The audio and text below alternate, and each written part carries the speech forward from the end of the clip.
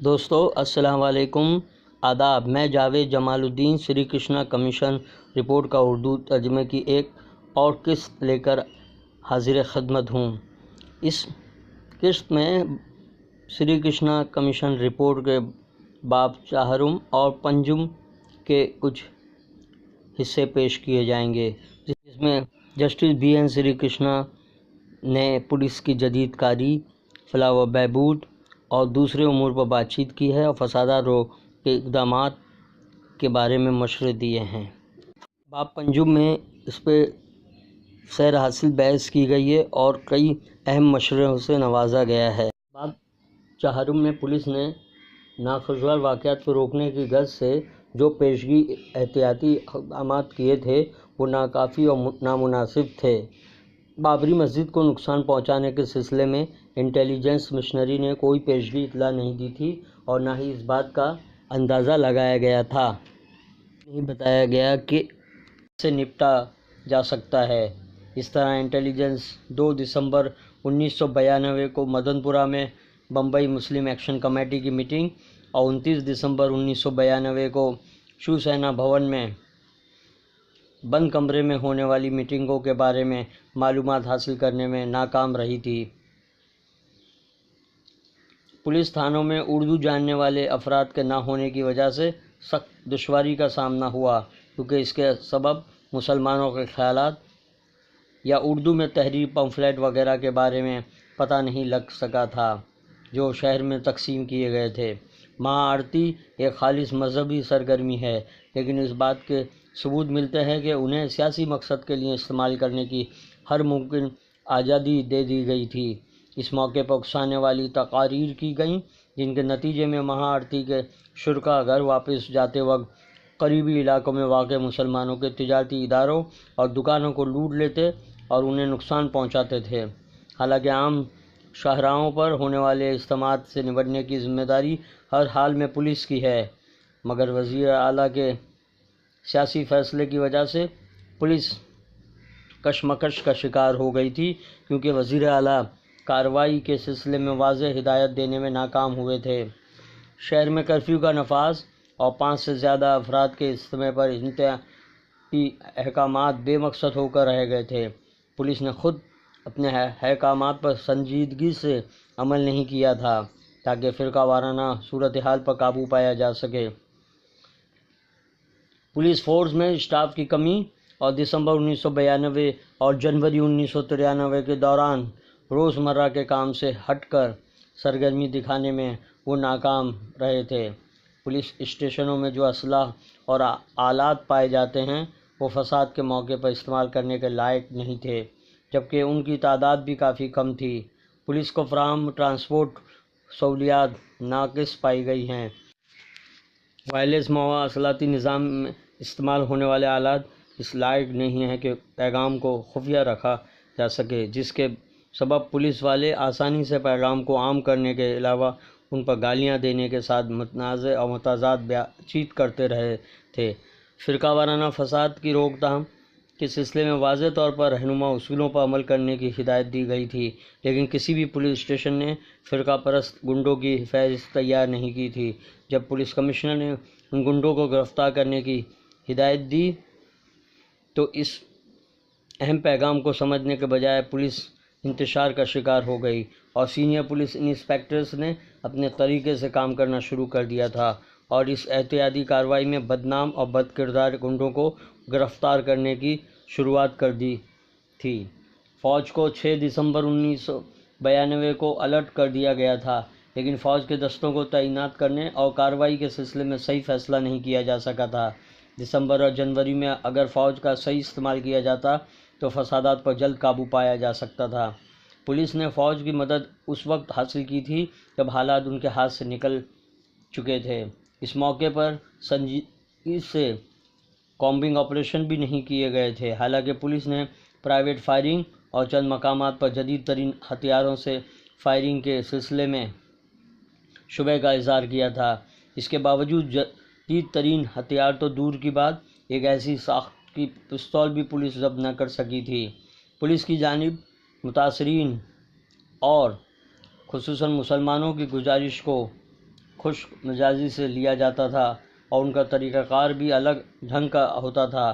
Police افسر اکثر اس بات کا اظہار کرتے تھے کہ وہ اپنی مقررہ ڈیوٹی سے ہٹ کر کام نہیں کر سکتے ہیں، جبکہ ان کا رویہ یہ تھا کہ ایک مسلمان کی موت سے ایک مسلمان کم ہو جائے گا۔ کئی موقعوں پر پولیس نے چشم پوشی کی، جس میں جوگیشوری پولیس اسٹیشن کے کمپاؤنڈ میں واقع ایک بیکری پر حملے کے بعد اسے لوٹ لیا گیا اور پولیس کی آنکھوں کے سامنے بیکری میں آگ لگا دی گئی تھی۔ پولیس افسروں نے اور جوانوں، خصوصاً نچلے درجے کے عملے میں مسلمانوں کے خلاف جانبداری کا رویہ پایا جاتا ہے، اس لیے فسادات کے دوران مسلمانوں اور مسلمان متاثرین کے ساتھ جانبدارانہ سلوک کے ثبوت پائے گئے ہیں۔ ان کے ساتھ کئی موقع پر بے رحمانہ اور غیر انسانی سلوک کیا گیا۔ پولیس کی جانبداری اور متعصب رویے کا ثبوت اس طرح دیا جا سکتا ہے کہ پولیس کا کانسٹیبل ہندو مجمع کے ساتھ لوٹ مار میں ملوث پائے گئے ہیں۔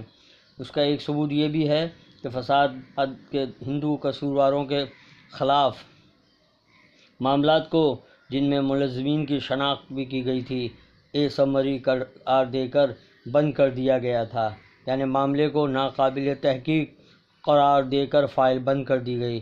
اس طرح پولیس نے جن معاملات میں ایسے ہندو ملزمین کے خلاف کوئی کارروائی نہیں کی تھی جن کا تعلق شیو سینا یا شیو سینکوں سے ہوتا تھا، دراصل ہر پولیس والے کے ذہن میں یہ بات نقش کر لی گئی تھی کہ ہر ایک مسلمان جرم کی جانب راغب رہتا ہے۔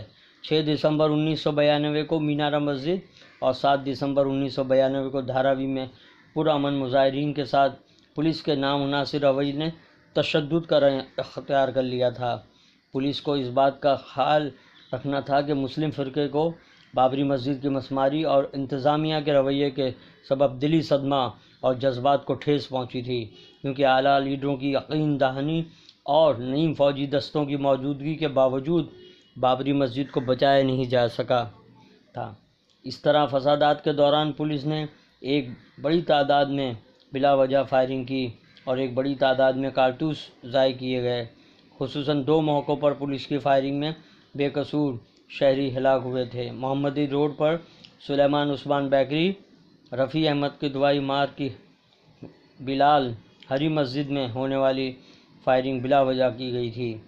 شیو سینا کے رہنماؤں نے فرقہ وارانہ فساد کو بھڑکانے میں اہم رول ادا کیا تھا اور پولیس کا خیال تھا کہ ایسے کسی لیڈر کی گرفتاری سے شہر میں دوبارہ فساد پڑے گا، جس کا اظہار وزیر اعلیٰ سدھاکر راؤ نائک نے کیا تھا کہ بمبئی جل اٹھے گی۔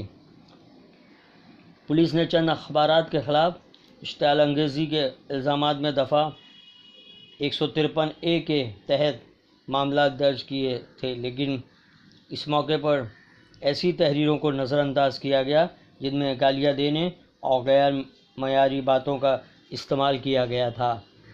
اس سچائی سے انکار نہیں کیا جا سکتا ہے کہ فرقہ پرستی کے جراثیم سے پولیس اپنا دامن بچا نہ سکی ہے اور اس سبب فسادات کے دوران متاثر کن اقدامات نہیں کیے گئے تھے، جس کے نتیجے میں تشدد میں شدت پیدا ہو گئی اور دونوں فسادات میں پولیس میں اس طرح کی زہرآلود علامتیں نظر آئی تھیں۔ اس کے بعد باب پنجم میں جسٹس سری کرشنا کمیشن نے پولیس کی فلاح و بہبود کے لیے اہم مشوروں کے ساتھ ساتھ انتظامیہ کو اس طرح کے اقدامات کرنے کی ہدایات دی ہیں تاکہ ان مختلف نوعیت کی ہدایات پر عمل کر کے ناخوشگوار حالات پر قابو پائے اور قومی یکجہتی اور بھائی چارگی کا ماحول پیدا کیا جا سکتا ہے۔ کمیشن نے اعلیٰ پولیس افسروں اور سیاسی لیڈروں کی گواہی کے دوران اہم باتوں کو قلم بند کیا تھا، جبکہ کمیشن نے رستم جی کی سربراہی میں ماہرین کے پینل کے تجزیے اور ڈاکٹر R.K. حفصور کے جائزے پر غور کیا ہے۔ دونوں نے لا اینڈ آرڈر کی مشنری میں سدھار اور پولیس کی امیج کو بہتر بنانے کی ضرورت پر زور دیا ہے۔ پولیس کا امیج۔ عام شہری کے ذہن میں ایک پولیس حوالدار کا امیج ایک گول مٹول توند والا، جو ادنیٰ سی حیثیت اور مزاحیہ شبیہ رکھتا ہے، جو لاٹھی لہراتا ہوا گھومتا ہے۔ ہالی ووڈ نے پولیس حوالدار کو ایک اہم سراغ رساں کے طور پر پیش کیا ہے، لیکن بالی ووڈ نے ہندی فلموں میں اسے پانڈو حوالدار بنا دیا ہے۔ पुलिस वालों की इमेज इस तरह बना होगी ताकि महसूस हो कि वह कानून की कदर करने वाले शहरियों के मसाइल को हल करने में संजीदगी से रखते हैं। उनके इमेज को लंदन में बॉबी, कनाडा में मोंटी या अमेरिका में NYPD अफसर के इमेज जैसा हिंदुस्तानी रूप में देना होगा। कलील मुद्दती इक़दामात। मुआयना। Station house officer, duty officer की कारकर्दगी की आला अफसरों के ज़रिए जांच का मशवरा दिया गया है, क्योंकि तहकीकात के दौरान पता चला है कि सीनियर इंस्पेक्टर और assistant commissioner of police ACP ने उन मामलात की जानिब कोई तवज्जो नहीं दी थी, जिसके सबब पुलिस की कारकर्दगी पर धब्बा लग गया। जुर्म का इंदराज। जुर्म के इंदराज में स्टेशन हाउस ऑफिसर की लापरवाही और संजीदगी न होने के सबब और बैरूनी दबाव का काफ़ी असर होता है और संगीन मामलात को नज़रअंदाज कर दिया जाता है। इस किस्म की कोशिश पुलिस के ताल्लुक़ से आवाम के जहन पर असरअंदाज होती है। कमीशन ने महसूस किया है कि मुतअद्दिद मामलात में काबिल गिरफ्त जुर्म की शिकायत दर्ज करने के बजाय स्टेशन ऑफिसर सिर्फ NC दर्ज कर लेता है ताकि तहकीकात की झंझट से बचा जा सके।